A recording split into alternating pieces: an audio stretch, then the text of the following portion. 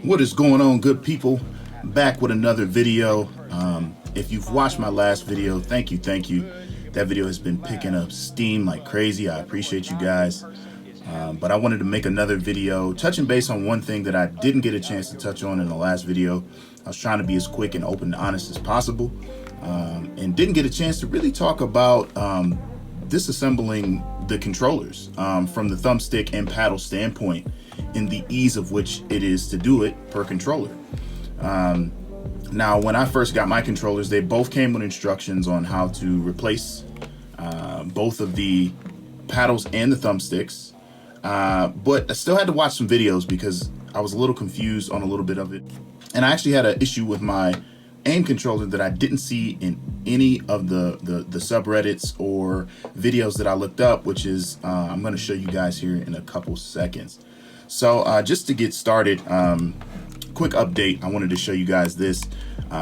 If you watched the last video, I talked about the paddle, this bottom left pedal that broke off within the first couple weeks. I sent it off to AIM and it is back. It is back, fully functional. They gave me 4 new paddles and even replaced the AIM paddle base there. They gave it a whole new facelift, which I'm very appreciative of. And again, that lifetime warranty, you're getting your money's worth here. So got brand new paddles, even got a little red trim on them, a little shimmer. So I couldn't be more happy. Only downside to that was that I did have to wait about 2.5 weeks. And I was constantly emailing them because they weren't sending me email updates. So I thought that was kind of weird. They do flood you with emails once they put it back in the mail, but they don't really tell you when they receive it or, you know, once it's on the table or anything like that. So I wish that was a thing, but I get it. COVID, people are busy. So while I got this in my hands, let's start with this guy. When looking up, like I said, in the subreddits, they made it seem like the AIM control was really easy to like swap out thumbsticks and stuff like that. So that was one of the reasons I wanted to get it. And just to show you here, the thumbsticks here, in order to pop these off, all you simply have to do is pull that off. It's literally that simple. So if you want to change heights with these, and again, I like the right stick a little bit higher. So if you want to change heights with these, literally you just grab a different one, pull it off, and it's that simple to change the thumbsticks. It's really that easy. As far as the paddles go, this is where things got tricky for me and where I was having a lot of issues and things were getting bent up in here. And it's because if you watch any video, they all tell you just simply turn it to the left there, counterclockwise, and it'll come off. But as you see on mine, it's stuck, right? So I thought that was weird. And my thing is, I got these big, strong hands. I don't want to mistakenly like break something, especially it costs $300 and 2.5 weeks to wait, right? So if you look closely underneath here, and I'm going to try to get as close as possible here. If you look underneath here, you'll see a tab. See that tab? So this is like a grip point here. There's a grip point on the tops and bottom.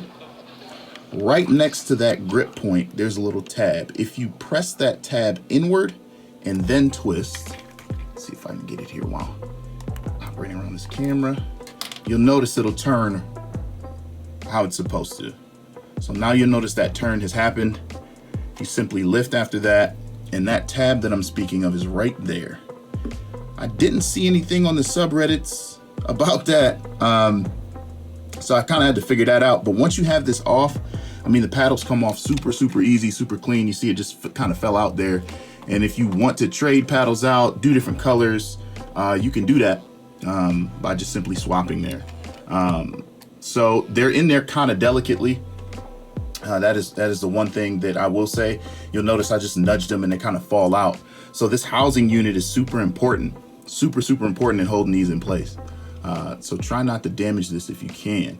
So now to get it back on, I'm going to tilt that A again, counterclockwise, and then turn it clockwise to lock it back in place. And now my paddles are ready to go. So as far as ease, AIM really nailed it. Everything is really simple to swap out.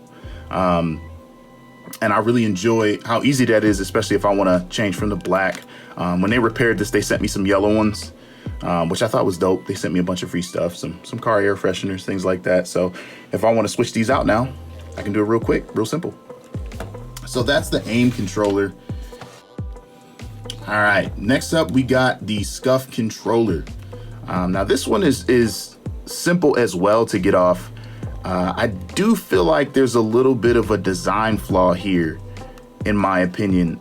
That design flaw being this front part actually pulls off of the controller, the shiny plastic. It makes for like a soft front of the controller where like this feels almost like it's not fully attached. And I always thought that was kind of weird. I know they do that so that you can get the thumbsticks off quickly and easily, but at the same time, it kind of looks goofy, right? Like the aim controller, everything is really solid. Like this part, it's not flimsy. It doesn't feel flimsy throughout here. Which to me, I think goes, if you watch my last video, I said this feels heavier, it feels more solid. That kind of goes along with it. This just feels weird to me, and you can kind of hear it making sounds. I don't know, but in order to get these sticks off, first things first, you'll see these black rings around each thumbstick. You're gonna want to take your nail and run it along the circle around the thumbstick. You're gonna want to pull those off. Not a hard thing to do. If you don't have nails, if you have a one of those plastic plunger devices, whatever those things are called, you can just run it along the edge, a little something. I wouldn't suggest anything like a nail file or anything metal. You don't want to scratch up your plastic, but pop those right off. And then from there, the bottom of these controllers right here, you can actually put your nail in there and pull this up. Now again, going back to this flimsy conversation, this to me was kind of weird. I'm not gonna hold you, but you kind of run your finger up along each side and pull this up. Once you get it up, this piece comes right off. There it is. Kind of weird to me. I don't know. But from there, you're gonna take, and again, I like the right stick to be a little bit higher. They come stock with the shorter concave, but they do have a longer convex stick that you can install on. They send you two. You can install it on both sides, one or the other, like I did. However you feel most comfortable gaming. So you can just pull this, literally pull this off. Give it a little pull here, more like a lot of pull, and that comes right off. So both controllers are really simple to disassemble, but as you can see from the SCUF standpoint, this is kind of nuts, right? So I'm gonna put this back on really quick and show you how to remove the paddles. We're gonna make sure, and one thing I did want to note, there's these two plastic tips here. When putting it back together, you want to slide those in first and make sure that those are seated correctly. And then from there, give it a slight push all the way down and you'll hear it click. If you don't have those two pieces in first, it won't sit right. And again, they feel super sensitive to me. Those this plastic piece, and same thing with these rings. They feel very sensitive. Almost, I wouldn't say flimsy, but you know, they're small objects. I got big hands. Might be prone to break them. So okay, those are the thumbsticks. For the paddles, unlike the aim controller, there's no like center base where all of them kind of come together like a spider. These have a locking mechanism up top here, where the top paddles actually are locked in by the bottom. So if you do want to remove these paddles, you have to remove the inside paddles first, and then you can remove the outside. Even from looking at it there, you'll see right here where it's locking it in place. See how this one's come down? That one's locked in place.